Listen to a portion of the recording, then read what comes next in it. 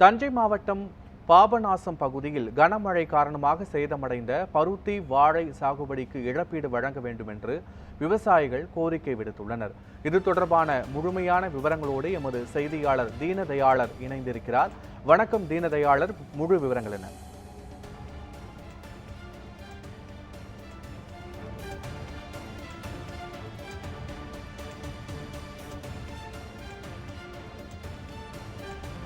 கனமழை காரணமாக பருத்தி வாழை சாகுபடிகள் சேதமடைந்திருப்பதாக விவசாயிகள் கண்ணீர் மல்க கோரிக்கை விடுத்துள்ளனர். மேலும் அரசு இதற்கு உரிய இழப்பீடு வழங்க வேண்டும் என்றும் அவர்கள் கோரிக்கை விடுத்துள்ளனர்.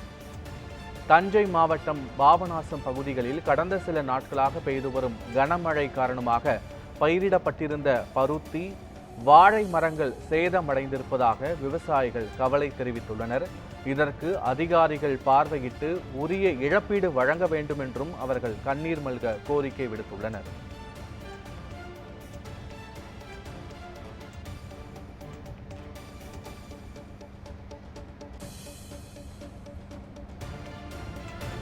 தஞ்சை மாவட்டம் பாபநாசம் சுற்றுவட்டார பகுதிகளில் கடந்த சில நாட்களாக கனமழை பெய்து வருவதன் காரணமாக பயிரிடப்பட்டிருந்த வாழை மரங்கள் அழுகி வருவதாகவும் அதிவேக காற்றின் காரணமாக வாழை மரங்கள் சாய்ந்ததால் தங்களுக்கு மிகப்பெரிய நஷ்டம் ஏற்பட்டிருப்பதாகவும் விவசாயிகள் கண்ணீர் மல்க தெரிவித்துள்ளனர். மேலும் அதிகாரிகள் பார்வையிட்டு உரிய இழப்பீடு வழங்க வேண்டும் என்றும் அவர்கள் கோரிக்கை விடுத்துள்ளனர். இதேபோன்று பருத்தி சாகுபடியும் பெருமளவில் பாதிக்கப்பட்டுள்ளதாகவும் விவசாயிகள் தெரிவித்துள்ளனர். இது தொடர்பான முழுமையான விவரங்களோடு எமது செய்தியாளர் தீனதயாளன் இணைந்திருக்கிறார். வணக்கம் தீனதயாளன், இந்த பருவமழை அதிகனமழை காரணமாக பயிர்கள் பாதிக்கப்பட்டிருப்பதாக விவசாயிகள் வேதனை தெரிவித்திருக்கும் நிலையில் எந்த அளவுக்கு பாதிப்பு ஏற்பட்டிருக்கிறது? அதிகாரிகள் பார்வையிட்டு உரிய நடவடிக்கை எடுக்க உறுதி அளித்திருக்கிறார்களா? விவரங்கள் என்ன? வணக்கம் பத்மநாதன். தமிழகத்தில் பல்வேறு இடங்களில் கோடை மழை பெய்து வருகின்றது. இந்நிலையில் தஞ்சாவூர் மாவட்டம் ராஜகிரி, பாபநாசம், அரியபுரம், மணல்படி உள்ளிட்ட பகுதிகளில் 100 ஏக்கருக்கும் மேற்பட்ட கோடை பயிர்களான வாழை, பருத்தி சாகுபடி செய்து வருகின்றனர்.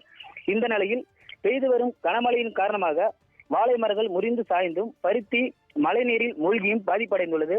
மேலும் இப்பகுதியில் பாசன வாய்க்கால்கள் தூர்வாரப்படாததால் தேங்கிய மழை நீர் செல்ல முடியாமல் உள்ளது. வடிகால் வசதியும் இல்லை எனவும் விவசாயிகள் குற்றம் சாட்டுகின்றனர்.